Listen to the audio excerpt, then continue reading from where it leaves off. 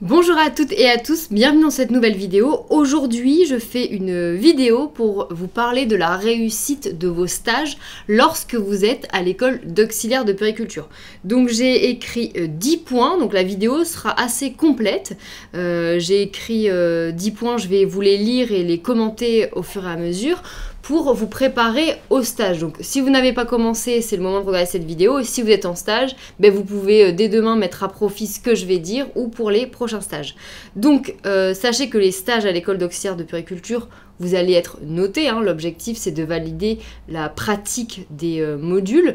Donc faites très attention à ces stages. Ne prenez pas ça comme des stages d'observation, comme lorsque vous avez des conventions par le Pôle emploi juste pour vous donner une idée de ce qu'est le métier d'auxiliaire de puériculture. Là, il faut vraiment vous former, il faut acquérir les compétences techniques. Donc les stages, c'est très important pendant votre année pour valider votre DEAP. Alors, premier point, soyez motivé et impliqué. Montrez votre intérêt pour le métier et votre volonté d'apprendre. Faites preuve de professionnalisme et d'engagement. Vous n'êtes pas encore diplômé, mais il faut déjà vous comporter comme une professionnelle dans toutes vos tâches. Soyez ponctuel, ça c'est la base, mais je le précise quand même. Respectez les consignes et les protocoles et faites preuve d'une attitude positive. C'est vrai que c'est très agréable d'avoir des stagiaires qui sont impliquées, respectueuses, qui sont intéressées par ce qu'on explique, par ce qu'elles voient, qui soient, voilà, bien entendu ponctuelles, qui arrivent à l'heure et qui partent à l'heure, qui partent pas trop en avance non plus, etc. D'avoir vraiment une stagiaire qui est motivée à côté de soi, c'est vraiment un plaisir dans les équipes. C'est vrai que quand les équipes accueillent des stagiaires, c'est un petit peu à double tranchant, c'est soit c'est une opportunité, soit elles se font un petit peu ralentir parce que la stagiaire ne s'implique pas comme elle le devrait. Donc essayez d'être un plus pour l'équipe qui vous accueille. Deuxième point, observez et apprenez. Durant vos stages, prenez le temps d'observer les professionnels expérimentés et d'apprendre avec eux. Moi, j'ai énormément observé, regardé, interrogé, questionné tous les petits détails que faisaient mes collègues auxiliaires de puériculture, mais aussi les puéricultrices, les sages-femmes, les pédiatres, etc. J'ai essayé un petit peu d'aller avec tout le monde pour voir ce que... Pardon. Je suis un petit peu malade, pour voir ce que les professionnels faisaient, et ça m'a énormément appris. Donc je vous conseille de faire la même chose parce que ça rendra votre stage d'autant plus satisfaisant pour vous. Troisième point, respectez la confidentialité et l'éthique professionnelle. En tant qu'auxiliaire de puériculture, vous serez amené à travailler avec des informations confidentielles. Donc même si vous êtes juste stagiaire, le secret professionnel, il s'applique dès lors que vous mettez un pied à l'hôpital, ou en crèche, ou dans n'importe quel secteur social ou sanitaire, peu importe. Vous devez vraiment de suite avoir une attitude professionnelle et garder les secrets professionnels. Le secret professionnel, qu'est-ce que c'est? C'est en gros tout ce qui est, vous apprenez à l'hôpital sur l'identité des gens, sur leur pathologie, etc. Ça reste à l'hôpital. Vous ne partagez pas ça en dehors de l'hôpital. S'il y a quelque chose de difficile qui vous est arrivé dans la journée, que vous avez eu un stress, etc., vous pouvez le raconter, mais vous ne dites pas l'identité des gens. S'il y a Madame Dupont qui a eu une hémorragie, etc., vous pouvez dire aujourd'hui c'était pas facile, on a eu des situations d'urgence, mais vous ne dites pas l'identité des gens, vous ne racontez pas exactement ce qui s'est passé, etc. Tout ça, ça doit rester au travail. Ensuite, petit 4. Ah oui, et je voulais rajouter par rapport donc au secret professionnel. Donc le secret professionnel, c'est quelque chose qui est obligatoire dans notre profession, mais même si ça serait pas obligatoire, c'est aussi quelque chose qui est de l'ordre de la confiance. On n'a pas forcément envie que notre intimité, notre vulnérabilité en tant que patient ou pour nos enfants soit partagée lorsqu'on va se confier ou être aidé par des professionnels. Donc c'est aussi une question de confiance. Ne divulguez pas des choses qui servent à rien à part pouvoir raconter une situation juste comme ça pour faire parler, pour mener une conversation parce que vous êtes avec vos amis en dehors de l'hôpital ou de la crèche, voilà, quand vous êtes dans un groupe, en famille, etc. À part pouvoir divertir, ça sert pas forcément de raconter des choses confidentielles, c'est le seul but, c'est des espèces un peu de cancan. Ça, il faut vraiment oublier. Tout ce qui est à l'hôpital reste à l'hôpital et ça sera mieux ainsi, surtout si vous êtes dans un secteur, une crèche, une PMI, etc. de votre ville, il y a des gens qui peuvent connaître les gens que vous avez soignés. Donc il faut vraiment pas parler de ce que vous voyez au travail, enfin en stage dans votre situation. Petit 4, communiquer efficacement. La communication est essentielle pour bien s'intégrer dans une équipe. Soyez ouvert à l'écoute des autres membres de l'équipe, participez aux réunions d'équipe, partagez vos idées, vos expériences et soyez capable de donner, de recevoir des feedbacks constructifs. Donc ça, c'est quelque chose que moi, personnellement, j'avais apprécié en stage. J'avais fait un stage dans un centre maternel à Paris et toutes les semaines, ils faisaient un petit peu une réunion pour parler de comment les enfants avaient évolué au sein de cette semaine, etc. Et c'est vrai que moi, en tant que stagiaire, ils m'avaient posé certaines questions pour un petit peu voir si j'avais du recul et un ressenti sur certaines situations, voir si je pouvais apporter quelque chose. Et c'est vrai qu'il y avait une maman d'une petite fille qui s'était confiée à moi. Cette maman, elle était assez réservée et ne s'était pas confiée sur son histoire personnelle auprès de l'équipe, mais ça a toute son importance dans des structures comme les centres maternels parce qu'il y a souvent des gens qui sont en détresse, etc. Et cette maman, elle avait eu un bon feeling avec moi, elle m'avait expliqué plein de choses sur sa grossesse, sur les conditions de son accouchement, sur les relations avec sa famille. Et je lui avais demandé si ce qu'elle m'avait partagé, je pouvais retranscrire des informations qui me paraissaient importantes pour l'accompagnement de sa fille auprès de mon équipe. Elle m'avait donné l'autorisation, donc je l'avais fait et elles avaient été étonnées que cette maman se confie autant à moi alors qu'elle n'arrivait pas, elle, malgré plusieurs tentatives, à avoir des petites explications, des ressentis sur ce qu'elle avait vécu pour pouvoir au mieux l'accompagner. Et ça, j'avais trouvé ça... je m'étais sentie privilégiée qu'elle me fasse confiance et je m'étais dit, voilà, il faut que je continue de garder ce lien de proximité en étant professionnelle avec les parents pour qu'ils puissent se confier à moi et pour qu'on puisse les aider, surtout dans des secteurs sociaux. Ensuite, donc développer vos compétences relationnelles, c'est vrai que c'est un peu ce que je viens de dire finalement. En tant qu'auxiliaire de puériculture, vous serez amené à interagir quotidiennement avec les enfants, leurs parents et d'autres professionnels de la petite enfance. Donc développer vos compétences relationnelles en étant empathique, bienveillante et patiente, créer un environnement sécurisant et rassurant pour les parents et les enfants. C'est vrai que les compétences relationnelles, c'est quelque chose peut-être qui n'est pas mis en avant au travail de manière générale, mais lorsqu'on arrive à bien communiquer, à bien se faire comprendre, en faisant passer un message sans offenser la personne qui est en face, c'est vrai que tout le monde n'arrive pas à le faire, surtout dans des équipes où il y a beaucoup de personnalités. On travaille avec des gens qui sont des fois susceptibles, des fois fatigués, des fois qui ont un peu trop d'ego, des fois qui sont impatients, des fois qui n'aiment pas se remettre en question. Donc c'est vrai que des fois on peut dire quelque chose d'anodin et c'est mal pris. Et si vous développez vos compétences relationnel, c'est vrai que ça va vous aider au travail. J'ai un petit exemple pour illustrer mes propos. À l'hôpital, lorsque je travaillais en maternité, il y avait donc un interphone de l'extérieur qui menait au service pour que les patients nous disent pourquoi ils ou elles arrivent à l'hôpital. Et je me souviens que des fois cet interphone sonnait parce que la famille et les accompagnements des mamans qui étaient en train d'accoucher, des fois s'impatientaient de savoir ce qui se passait, etc. Ils n'avaient pas beaucoup d'informations. Cet interphone, il est dans un bureau où beaucoup de professionnels sont réunis pour faire de l'administratif, etc. Et c'est vrai que des fois, il y a des gens qui sont un petit peu agacés quand l'interphone fait que sonner et ont une façon un petit peu sèche de répondre aux gens qui patientent dehors. Moi, c'est quelque chose qui m'a toujours embêtée, qu'on envoie un petit peu les patients ou les accompagnements un petit peu sur les roses parce qu'on a beaucoup de travail. Oui, on a beaucoup de travail, oui, on est débordé, oui, on se passerait bien des sonnettes, mais ça fait entièrement partie de notre travail. Moi, je me suis toujours mis à la place des gens en me disant, moi, si j'étais cette famille-là qui attend, qui serait inquiète, comment j'aimerais être traitée.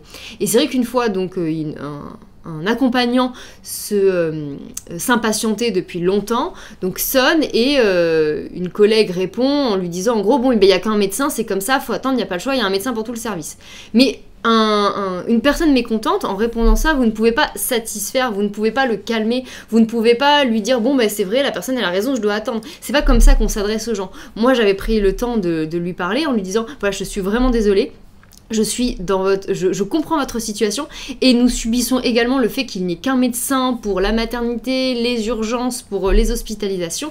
Et c'est vrai que c'est très pénible et nous sommes malheureusement pas responsables de ça et je comprends votre impatience. Est-ce que je peux vous offrir un petit café ou un thé? On avait une machine pour vous faire patienter. Je vous donnerai régulièrement des nouvelles de la personne. Je crois que il pouvait pas rentrer parce que c'était pas en fait le mari de la femme, c'était son frère.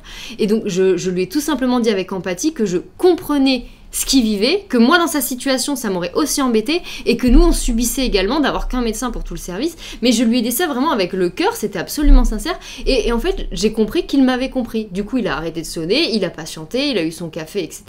Et il a continué d'attendre mais dans des meilleures conditions. Il s'est pas dit en fait ma demande est complètement rejetée. Si vous voulez travailler dans des bonnes conditions, que ce soit avec les patients, les accompagnants, les parents, les professionnel, il faut faire un effort sur la façon de vous adresser aux gens pour que il y ait une ambiance générale qui soit beaucoup plus agréable. Donc j'espère que ce petit exemple vous aura un petit peu illustré mes propos et j'espère que vous voyez de quoi je parle, mais en tout cas moi je sais que j'ai toujours eu cette capacité un petit peu à savoir m'adresser aux gens sans les vexer et je pense que ça m'a aidé dans mon travail. Ensuite, 6e point, soyez flexible et adaptable. Chaque équipe et chaque établissement de soins aux enfants a ses propres spécificités et méthodes de travail. Soyez flexible donc et adaptez-vous et montrez votre capacité à vous intégrer dans différents contextes, respectez les procédures en place et adaptez-vous aux exigences de l'équipe. C'est un exemple, par exemple si vous faites un stage par exemple dans une maternité puis dans une autre, ils ont peut-être pas les mêmes méthodes de travail. Ne dites pas dans la deuxième maternité où vous arrivez, vous savez moi en stage on m'a dit de pas faire ça, nanana. Non, on parle pas comme ça pareil aux membres de l'équipe, vous allez les fâcher, vous allez comme remettre en question ce qu'ils font. Si vous avez l'impression qu'il y a des méthodes de travail qui étaient beaucoup plus efficaces, vous pouvez dire la même chose mais sous une autre forme. C'est pas le message qui est important, c'est la forme du message. Vous allez pouvoir dire, ah moi c'est vrai que dans mon dernier stage, on avait fait comme ça, qu'est-ce que tu en penses? Et en fait toute seule la personne va trouver ça mieux et va peut-être le proposer. Soyez maligne quand vous voulez faire approuver vos idées. Ensuite, prenez des initiatives, montrez votre motivation en prenant des initiatives et en proposant des idées pour améliorer les pratiques de l'équipe. Soyez proactifs dans vos tâches. Anticipez les besoins et faites preuve d'autonomie dans la réalisation de vos missions. Par exemple, en maternité, je sais que nous, on avait un frigo pour mettre le lait que les mamans tiraient, etc. Le frigo était était beaucoup trop loin des chambres. C'est vrai que donc les mamans, quand elles voulaient soit amener le lait, soit nous le faire, nous, qu'on amène pour elles, etc. C'était un petit peu compliqué. Donc on avait juste discuté justement de modifier l'emplacement de ce frigo. C'est un petit détail. Mais c'est vrai que j'étais en stage, j'avais proposé cette idée, elle avait été acceptée et c'est vrai que ça rendait le travail de tout le monde un petit peu plus facile. C'est pareil, j'avais proposé une idée qui avait fonctionné et c'était un petit détail, mais moi vu que j'aime bien toujours réaménager les choses pour que l'organisation soit optimale et surtout pour gagner du temps, vous savez quand une maman accouche, donc nous en tant qu'auxiliaire de puériculture, on prépare du matériel pour l'accouchement. Donc il y a par exemple un bracelet de naissance, il y a la vitamine, il y a la couche, il y a des compresses stériles avec un antiseptique pour désinfecter le coton, etc. Et en général ça on le prépare un peu à chaque accouchement, on le prépare et on le met à côté du poste de réanimation. Mais c'est vrai que c'est plein de petits matériaux qui sont pas compliqués à rassembler, mais c'est vrai que quand il y a beaucoup de travail, de réunir toutes ces pièces, en plus si dans la salle d'accouchement il manque du matériel, c'est vrai qu'il faut aller dans la réserve le chercher, etc. et on perd du temps. Donc en fait moi ce que j'avais proposé c'est de faire des petites box qu'on mettait en fait dans des haricots. Vous savez des haricots c'est pour recueillir si une maman elle a des nausées, etc. c'est le petit bol. J'avais mis dans des haricots en fait tout le matériel nécessaire à un accouchement et je l'enveloppais avec un linge propre et en fait j'avais fait une petite pyramide comme ça d'haricots avec le matériel. Ça fait qu'en fait à chaque fois qu'une maman allait accoucher, au lieu qu'on prépare tout comme ça à la dernière minute, mais en fait on prenait l'haricot avec tout le matériel déjà pris et on l'emmenait dans la salle et j'en préparais 20 ou 30 d'avance dès que j'avais le temps, dès qu'il y avait plus de travail dans le service, au lieu d'aller fumer une clope et boire un café vu que je fume pas et je bois pas de café, en fait moi à la place je faisais ça et en fait on avait stocké ça dans une petite armoire. J'avais dit aux autres membres qui voulaient m'aider de le faire et c'est vrai que ça nous avait fait gagner beaucoup de temps. C'est un petit détail, mais au travail, lorsqu'il y a 8 accouchements en même temps, vous allez bien être contente de prendre juste votre matériel et qu'il soit tout prêt d'un coup. Parce qu'en fait, c'est pas des choses qui, quand c'est livré, ce genre de matériel, c'est pas réuni ensemble. C'est dans des cartons dispersés. Donc, tous ces aménagements, changer l'organisation dans un service, etc. En tant que stagiaire, des fois, vous allez pouvoir vous rendre compte de certaines choses que les professionnels ont des difficultés à faire et vous allez avoir peut-être un recul de dire ah mais peut-être que si on organisait comme ça ce sera plus facile, etc.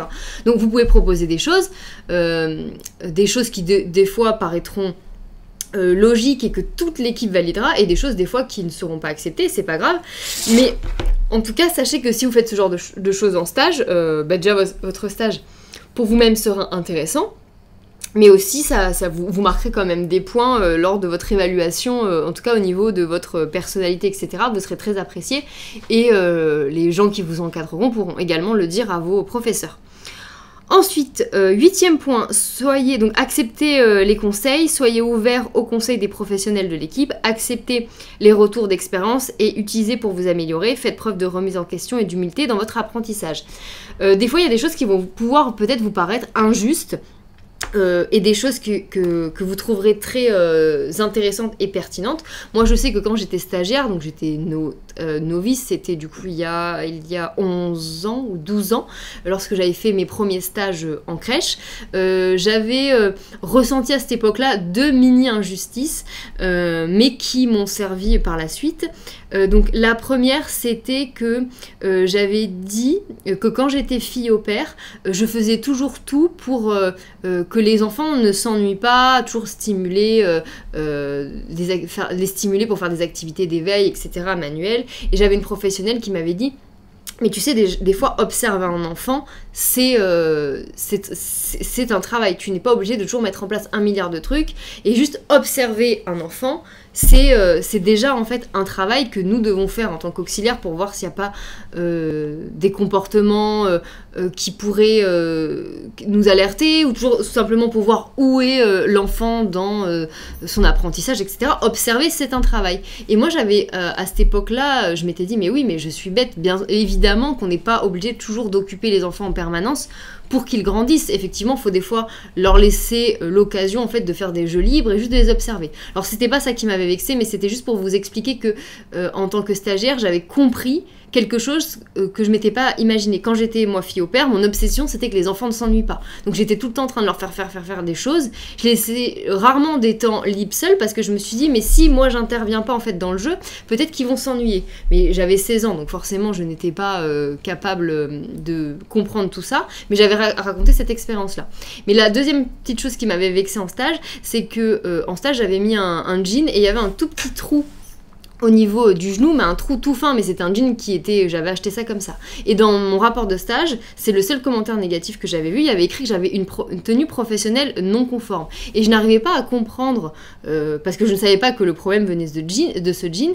Tous les jours, j'étais allée en stage avec soit des t-shirts manches courtes ou des manches longues, toujours des pantalons, vous voyez jamais mon nombril ni un décolleté, ou j'étais jamais en short trop serré, enfin, ou moulant ou court. Enfin, je comprenais pas pourquoi ma tenue vestimentaire avait été jugée comme étant inappropriée. J'avais trouvé ça le mot fort, parce que pour moi, inapproprié, c'est vraiment arriver au travail soit de façon vulgaire, soit un peu déshabillé, ou alors vraiment venir complètement pas soigné, etc. Et j'avais vraiment trouvé ça injuste. Et quand je m'étais donc entretenue avec la personne qui me chapeautait en stage, elle m'avait dit: oui, la dernière fois, t'es venue avec un jean un peu troué. Alors, c'était vraiment une micro-fissure, on voyait à peine la peau du genou. Bon, elle avait estimé que c'était pas une tenue conforme. Moi, j'avais trouvé que c'était injuste d'utiliser ce mot. Elle aurait pu juste me dire les choses différemment, mais c'est comme ça, je suis en stage, je peux pas non plus trop m'opposer à ce que la personne me disait. Donc du coup, voilà, j'avais encaissé. Donc c'est le seul petit truc que j'ai eu de négatif pendant mes stages, mais c'est vrai que j'ai un peu mal vécu parce que j'avais trouvé ça injuste. Mais il faut accepter de se dire, peut-être que pour moi c'était rien, mais aux yeux de professionnels ou de parents, faut pas arriver avec un jean troué en crèche, c'est comme ça. Donc je sais que j'avais un peu de mal à l'encaisser parce que j'ai du mal à... Voilà, quand je fais des erreurs, j'ai un peu du mal à me le pardonner. Donc, mais ça m'a servi. Après, j'ai toujours fait attention à ma tenue et ça ne s'est plus jamais reproduit. Donc si vous êtes en stage et que vous avez des remarques, si on vous dit tu t'impliques pas assez, tu ne poses pas trop de questions, il faut que tu enlèves tel ou tel bijou, etc. Ne le prenez pas pour vous, même si ça peut un petit peu vous offenser. Essayez toujours de vous dire, est-ce que je peux tirer quelque chose de cette expérience, et finalement, est-ce que c'est pas moi qui n'ai pas exactement compris là où était ma place, etc. Des fois, ça sera totalement injuste et passez, c'est pas grave, vous en verrez d'autres. Et des fois, vous pourrez quand même trouver du bon sens dans quelque chose qui vous paraissait à la base un petit peu exagéré. Ensuite, Neuvième point, établissez des relations de confiance, faites preuve de respect, d'empathie et de bienveillance envers les enfants et les parents et les membres de l'équipe. Établissez des relations de confiance et de respect mutuel, cela favorisera votre intégration et la collaboration au sein de l'équipe. Donc ça évidemment, c'est d'être poli, d'arriver à l'heure, de demander si les professionnels ont besoin d'aide. Ne restez pas dans un coin les bras croisés, vous êtes là vraiment pour apprendre. On attend de vous que tout ce que vous pouvez faire, vous le faites pour justement savoir en quoi consiste votre rôle. Et puis surtout, c'est l'occasion. Vous êtes là en stage, ça dure pas très longtemps, il faut vraiment que vous mettiez à profit votre stage pour tout connaître du service dans lequel vous êtes. Et le 10e point, donc restez ouvert à l'apprentissage. Les périodes d'apprentissage intenses vous permettent d'améliorer vos connaissances et d'acquérir des compétences. Profitez des opportunités de la formation pour développer votre professionnalisme. Ça, c'est vrai que ce qui est bien lorsque vous êtes en stage, c'est que vous pouvez anticiper, en fait, une fois que vous serez sur le marché du travail, vous allez pouvoir vous faire un réservoir, en fait, de code et d'apprentissage et de méthodes que vous allez apprendre. Tout ça, vous allez le recueillir, vous le garder en vous et vous allez pouvoir l'utiliser au travail. Moi, il y a plein de choses que j'ai réutilisées, que j'ai appris en stage et je me dis, si j'avais pas fait tous ces stages, je serais arrivée sur le monde du travail avec beaucoup de lacunes. Donc c'est là où on comprend vraiment le sens de ce que c'est d'être en stage. Être en stage, c'est un petit peu un petit aperçu de ce que va être le monde professionnel et c'est une opportunité énorme de pouvoir voir également différents secteurs. Lorsque vous allez être diplômé, vous allez choisir un secteur et je l'espère pour vous, ça se passera bien et vous y resterez longtemps. Vous n'allez pas forcément changer de travail régulièrement et voir tout ce que vous allez voir en stage. Donc profitez-en et le dernier petit conseil que j'ai à vous donner, n'appréhendez pas les stages qui vous font peur. Moi, j'appréhendais beaucoup le stage avec les enfants porteurs de handicap parce que c'était un public que je ne connaissais pas, qui m'effrayait et c'est un des stages qui m'a le plus plu et où je me suis complètement révélée et découverte en tant que professionnelle. Donc justement, tout ce que vous appréhendez, vous allez voir qu'une fois que vous êtes confronté à ça, en général, vous vous dites, oh là là, mais quelle chance que ce stage m'ait été imposé, parce que sinon je n'aurais pas eu le bonheur de voir à quel point finalement ce public, j'apprécie travailler avec eux, je leur apporte vraiment quelque chose et je découvre énormément de choses que je n'aurais pas voulu découvrir par moi-même, peut-être par peur. Donc laissez-vous guider par les stages qu'on vous propose, faites confiance aux écoles. Les écoles font exprès de vous donner une variété de stages différentes pour justement pouvoir vous montrer un petit peu tout ce qui peut se passer. Si vous êtes actuellement à l'école d'auxiliaire de puériculture et que vous avez besoin d'aide pour vos documents, sachez que nous accompagnons également les élèves qui sont aux écoles. Donc vous pouvez aller dans la description et aller sur le lien qui s'appelle suivi des élèves DEAP, vous rentrez votre mail et vous pouvez voir comment on peut vous accompagner si vous avez besoin d'aide pour vos documents, vos révisions, etc. Je sais qu'il y a certaines écoles qui diffusent mes vidéos en classe pour notamment les faire appréhender les stages aux élèves, etc. Donc je vous fais un petit coucou si vous me regardez depuis votre classe et je vous dis à bientôt pour une prochaine vidéo. Au revoir.